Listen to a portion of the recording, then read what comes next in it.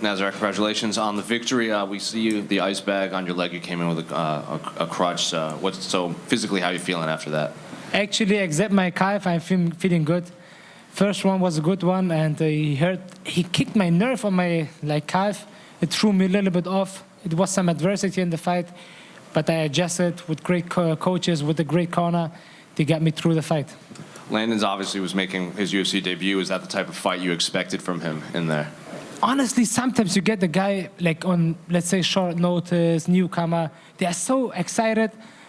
And the UFC signed him, so he must be UFC level. Sean Shelby doesn't make stupid decisions. He knows what he's doing. And when he offered this guy a contract, that means he's ready. He was pumped, and sometimes a fight is always 50-50. You go in, it's 0-0. It doesn't matter your experience.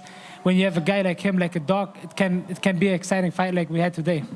In the first round, he came out pretty aggressive, and he was attacking you a lot with those leg kicks and a lot of his punches. When you're in there fighting him, considering you knew this was his first fight, are you thinking, like, I know he can't keep this up. If I withstand this, he's going to fade?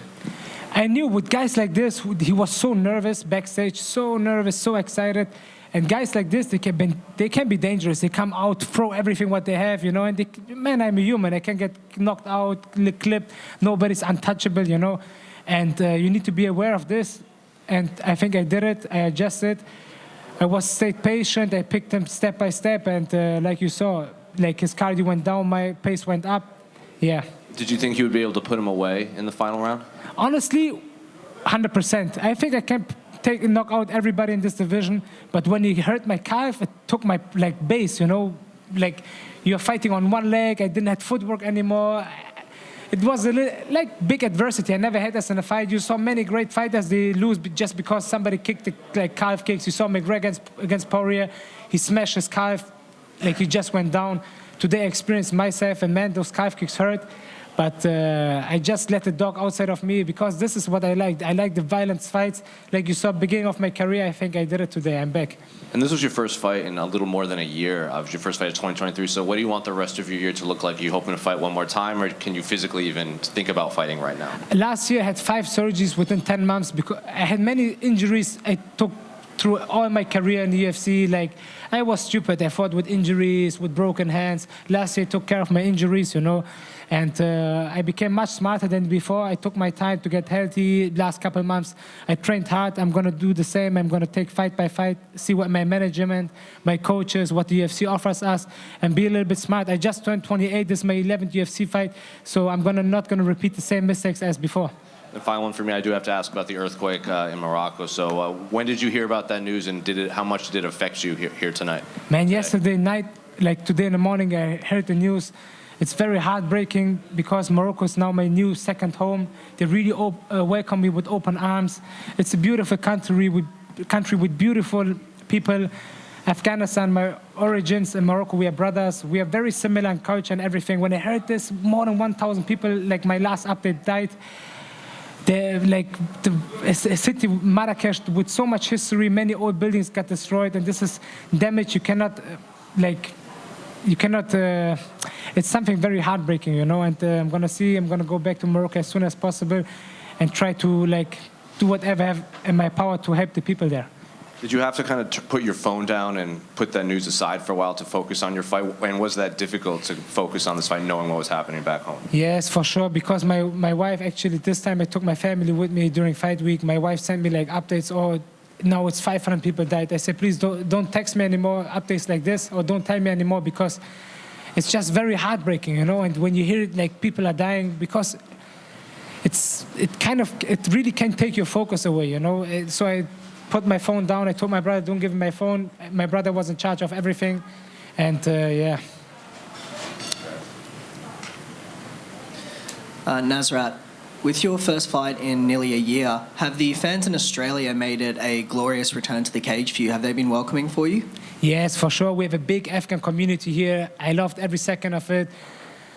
Originally, I was supposed to fight last week in Paris, and so much happened. My opponent pulled out, so much stress.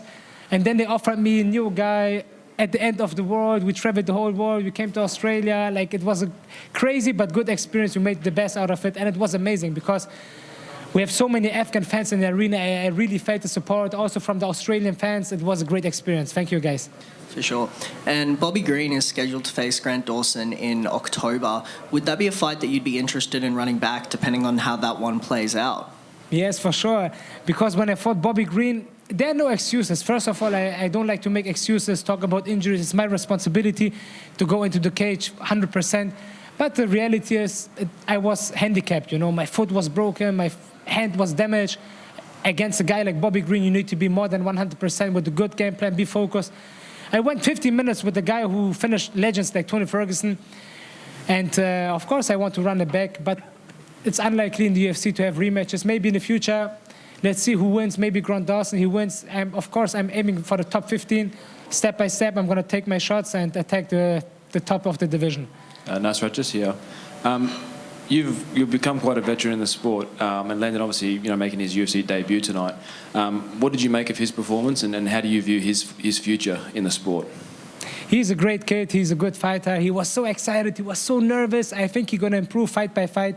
Today, he had a good, he really let the dog out. You know, in the UFC, sometimes we just need to be, let's say, sorry for the word, you need to be really a big dog, just go crazy, and he did it.